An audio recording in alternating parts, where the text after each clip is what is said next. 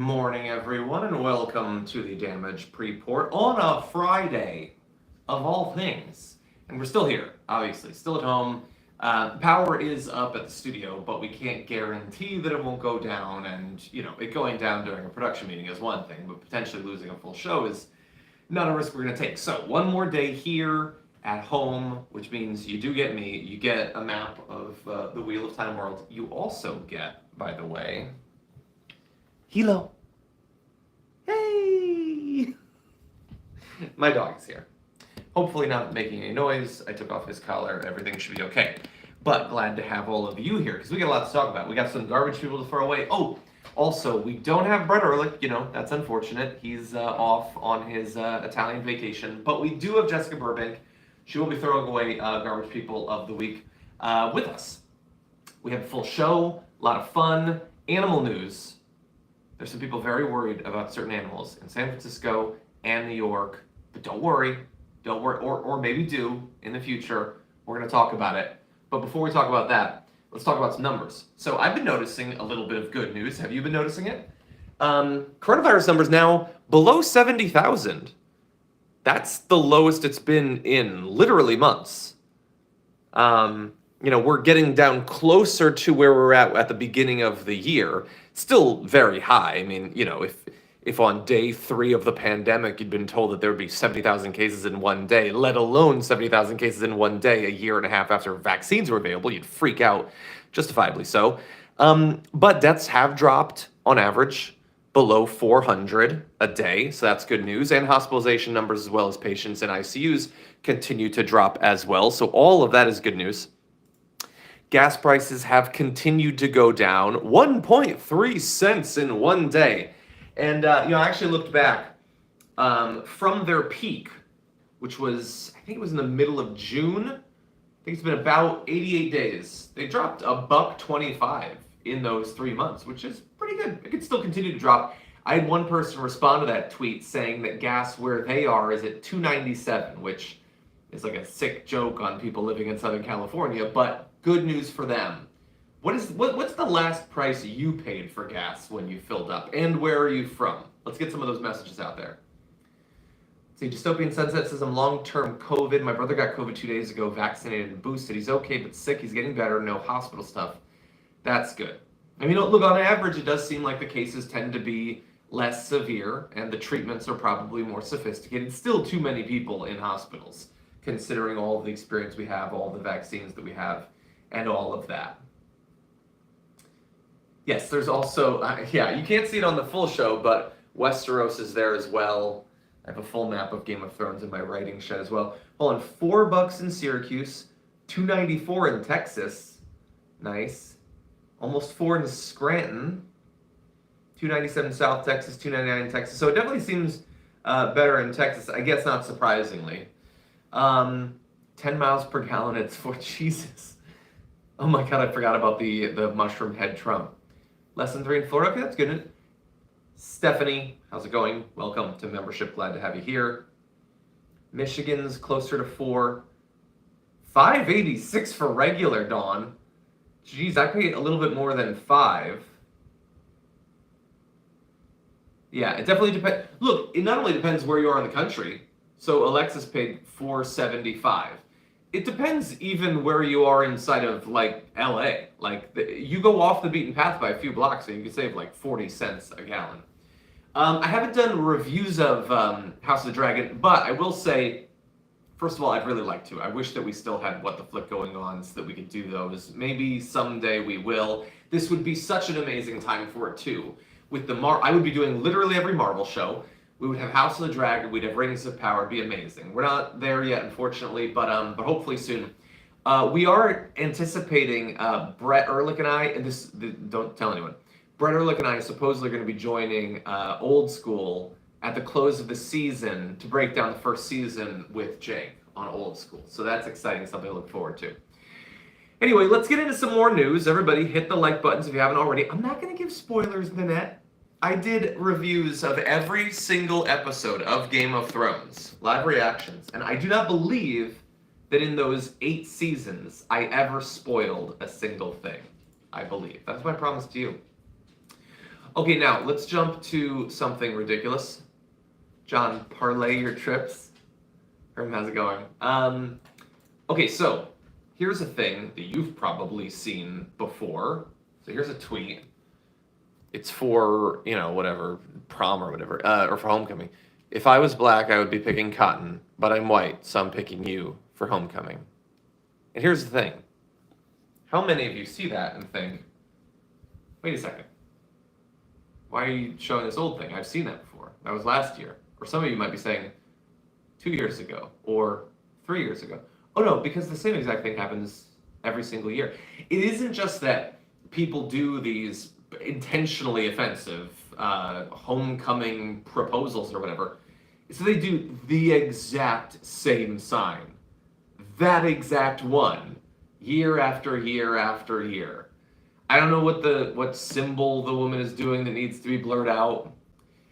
I can't imagine it could be worse than what the dude had enthusiastically put on his sign. What, like, so the idea that we simply need to wait and then, oh, younger people won't be racist is obviously incorrect. Not only are there plenty of young people who are racist, but there's an organized movement to try to make them far more racist. I do think, in general, they tend to be better, but it is not a foregone conclusion. You're literally about to write, this is old. It's not old, though. That's the thing. This is a recent one. And by the way, there will be more next year, and the year after that, and the year after that. Okay, so very briefly, we're not talking much about the Queen. I don't think we're even talking about it on the show. Sort of, actually, the fallout from it. But I want to talk about this. Kanye West had this post. He put up some photos of the Queen on Instagram. That's not the important part. The important part is this. Life is precious. Releasing all grudges today. Leaning into the light. Good. Lean into the light, Kanye. Release all your grudges. But I love it. Kanye West is a 45-year-old man. And he just posts, life is precious.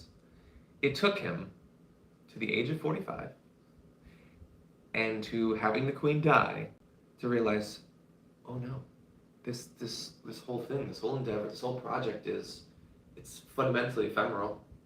We could die at any time. Tomorrow's not guaranteed, let alone next week or next month. I should probably not be nicer to the people I have grudges with. You couldn't have figured that out last year? Yeah, exactly, Andy. He was having complex, had to be expensive claymation animations of Pete Davidson being murdered so he could post them on social media.